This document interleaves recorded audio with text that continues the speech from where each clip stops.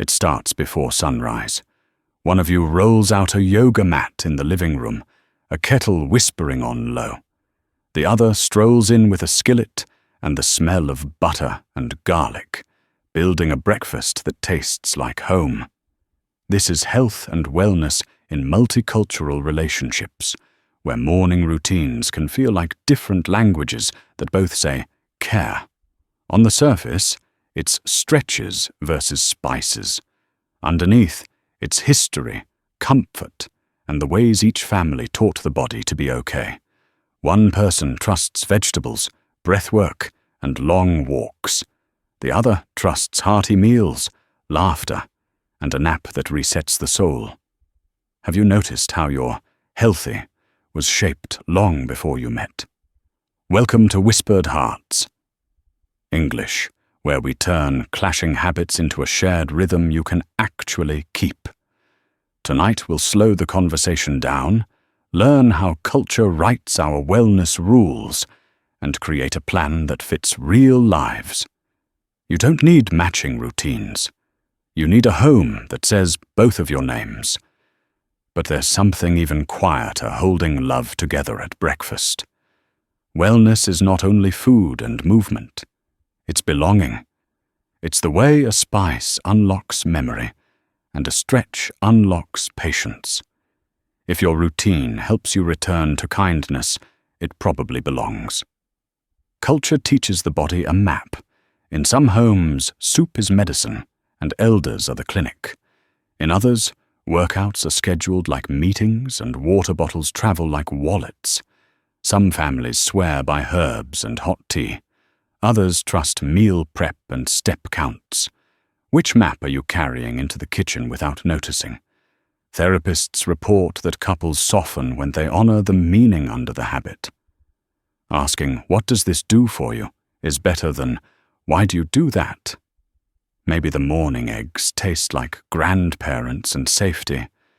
Maybe the sunrise stretch feels like control in a loud world.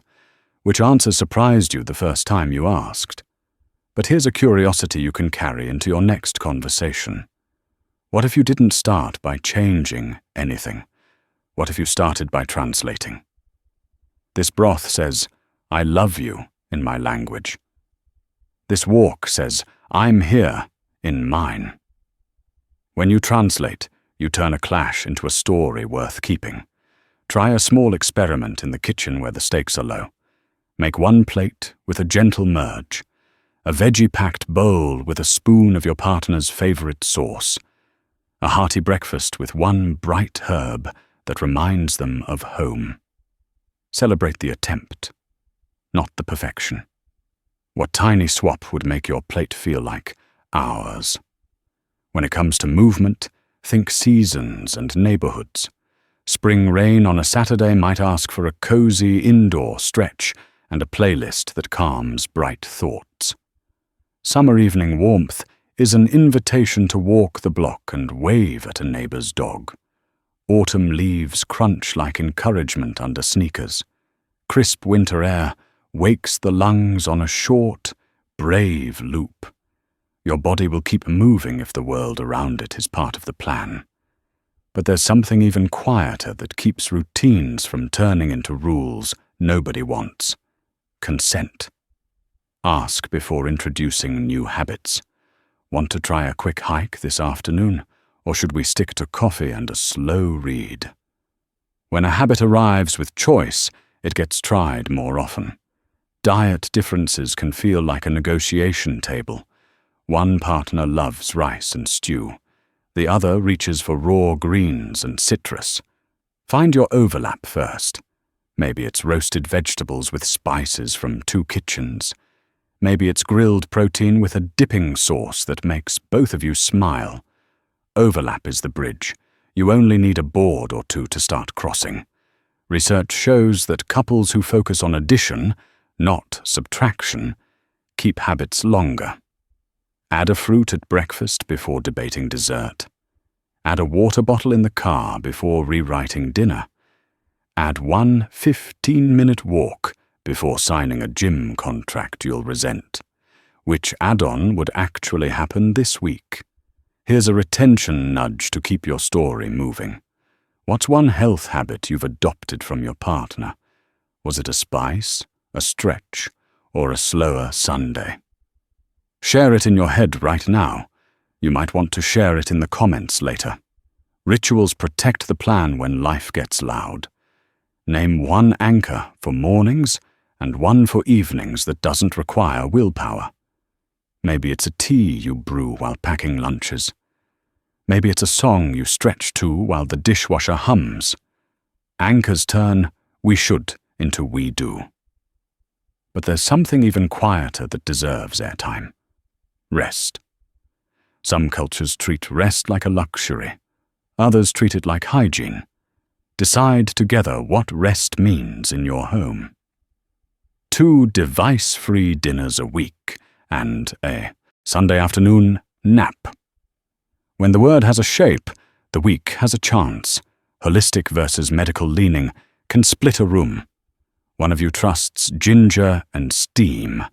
The other trusts appointments and lab results. You can respect both by sequencing, not competing. Try the tea first. Keep the appointment anyway. Listening to your body includes listening to relief when it arrives. Your relationship is a team, not a clinic. Create a care menu that lives on the fridge. 3 items from each culture. Maybe that's bone broth, a spicy stew, and a rice porridge for tough days.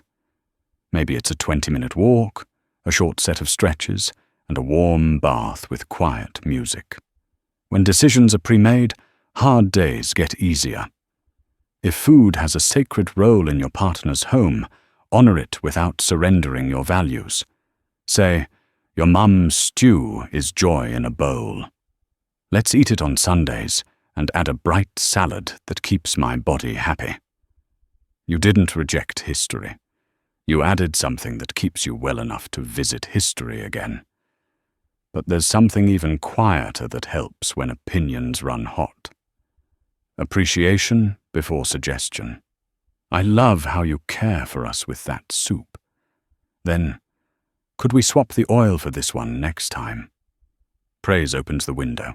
Suggestions slip in without slamming the frame. Movement can be playful, not punitive. Start a 10-minute rule. If a workout feels heavy, do 10 and stop. Most days you'll keep going. On the days you don't, you still kept your promise. For couples, try bookend walks. 1 in the morning with coffee, 1 at night under porch lights. They take less time than a scroll and feed more parts of you. Here's another hook to keep your attention and your compassion. Have you noticed when health talk turns into control talk in your home? The moment a loving tip becomes a lecture. What sentence would help you both step back into kindness? Try, I want care, not correction. Can we reset? Let food be a museum, not a battlefield. Schedule heritage nights, where one of you leads the menu and the story. The other presents a simple side in their style. Take photos of recipes, splashed with sauce and pencil notes. Your grandkids will cook from those pages someday and taste your beginning. But conflict still happens, even in careful kitchens. Picture a Tuesday when a comment lands wrong. That's not healthy.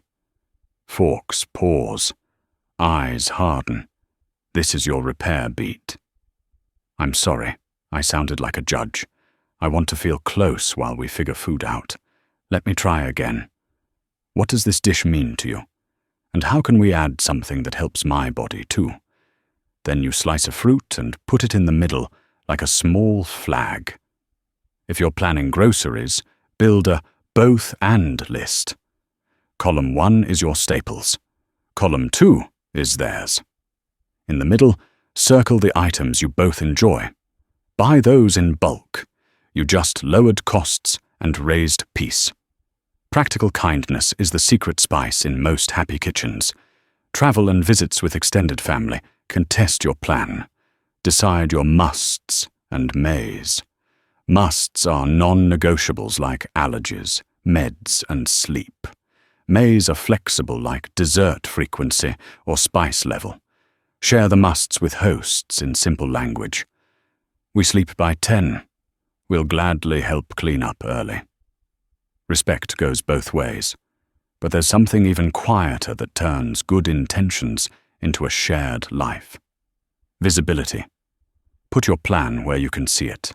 A calendar with market walk, soup night, and dance break scribbled in pen. A white board with a simple check mark for water and movement. You're not tracking to impress anyone. You're tracking to tell the truth kindly. If schedule gaps block you, shrink the habit until it fits. 5 squats while the coffee drips. 3 stretches at the sink while the pan heats. 2 laps in the hallway during a work call you're only listening to. The body says, thank you for small and consistent. Therapists report that couples keep changes when they attach them to identity, not shame. We're a home that hydrates. We're a couple that takes the long way for sunlight. We're 2 people who cheer more than we correct. Write 1 identity line on a sticky note. Put it where you both stand every day. Here's a quick prompt to keep engagement alive. What's the smallest healthy thing that would make your next week kinder? Say it out loud. You just raised the odds you'll do it. Seasons will keep teaching you. Spring will pull you outside just to smell the world waking up. Summer will ask for lighter meals and the kindness of shade. Autumn will invite soups that travel in a thermos and steps that crunch. Winter will require mercy, soft lamps, and a promise not to chase perfection. If you let seasons lead, routines feel less like work and more like living. But there's something even quieter that makes a home feel well. Gratitude in the middle of effort. Thank you for chopping. Thank you for walking with me even when you were tired. Thank you for boiling that tea I used to joke about. Gratitude turns habits into love notes. Create a wellness check-in that lasts 10 minutes on Sundays. Sit at the table where mail and meals both land. Ask 3 questions. What helped this week? What felt heavy? What one tiny tweak do we want to try? Then put the pen down and go do something fun that has nothing to do with health. When money is tight, keep the plan free. Water, walks, sunlight, library cookbooks, and bodyweight moves ask for effort, not dollars. Discount grocers and market leftovers become allies. Your apartment stairs become cardio with a view of someone's cat in a window. Wellness is not a brand. It's a series of kind decisions. If your partner's approach triggers old wounds, diet talk, body comments, or a history of restriction, name it. This topic wakes up old pain for me. Ask for gentleness and specificity. Please cheer effort. Please don't monitor my plate. Love can be informed and still be warm. Midway through, hear this reassurance from whispered hearts. English. You are not stubborn if you love your grandmother's stew. You are not boring if you love routine. Your bodies traveled through stories to find each other. This is a room where both stories get to stay while you write a new one. Invite friends into the gentler version of accountability. A group text with photo proofs of walks, soups, or dance breaks. No body talk. Only I did the thing confetti. Community makes choices easier when the couch is loud and the day was long. But there's something even quieter that transforms the plan into joy. Celebration for the invisible wins. The week you slept 8 hours, 3 nights in a row. The day you chose a call with a friend over a doom scroll. The afternoon you added a vegetable to a beloved dish and didn't ruin it. Say, we're doing it. Then eat something delicious on purpose. When guests visit, set the table for inclusion. Serve a mix, hearty mains and bright sides. Put sauces in the center so people build their own balance. Offer tea and water without commentary. Let the room feel easy. Hospitality is a wellness practice disguised as a party. If one of you gets sick or injured, shift roles with tenderness. The mover can learn to rest without guilt. The cook can learn to accept help. Keep the care menu visible. Ask, what helps your body today? Then do the small thing. Healing is slower when resentment is fast. There will be days you break your plan. That's okay. The next morning is brand new, and so is the next bite. A sustainable plan expects human days. It forgives, resets, and resumes. This is a house, not a lab. Here's another question to bring your voice into this. What's one dish from your home culture that always makes your body feel safe? How might you brighten it or pair it so it also fits your partner? Imagine the plate. Imagine the smile. When you shop, try a short 2 carts, 1 bill approach in your head. One cart holds beloved staples. The other holds new things you'll try this month. Keep the experiment small.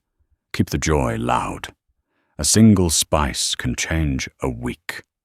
If mornings are your rough spot, stack 3 tiny habits. Open the shade. Drink water. Share a 30-second stretch together. If nights are hard, stack 3 different ones. Tea on, screens off, gratitude said aloud. Stacks carry you when motivation is thin.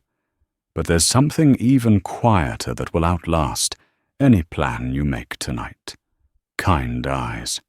The way you look at each other when a workout fails or a stew oversalts. The way you reach for hands on a porch in the dark when the day was heavy. Kind eyes are wellness. They lower the temperature of the whole home. As the year turns, audit your map. Keep what felt like home. Retire what felt like homework. Add 1 new practice that makes you laugh. Keep your identity soft enough to grow and solid enough to hold you when the world shakes.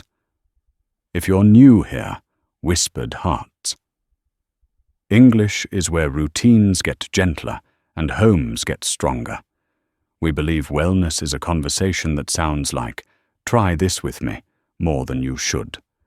We believe your grandparents' recipes and your newest playlist can be friends on the same table. We'll close with a quiet scene worth keeping. It's Sunday. Soup simmers.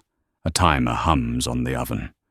Shoes sit by the door for a small walk between dinner and dishes. You clink mugs. You breathe in something that smells like your childhood and your partner's, stirred together. Love is allowed to be practical. You can set anchors, swap spices, and protect rest like it's precious because it is. You can repair when words get sharp, then cook and move and laugh again. That's the steady, joyful heart of health and wellness in multicultural relationships.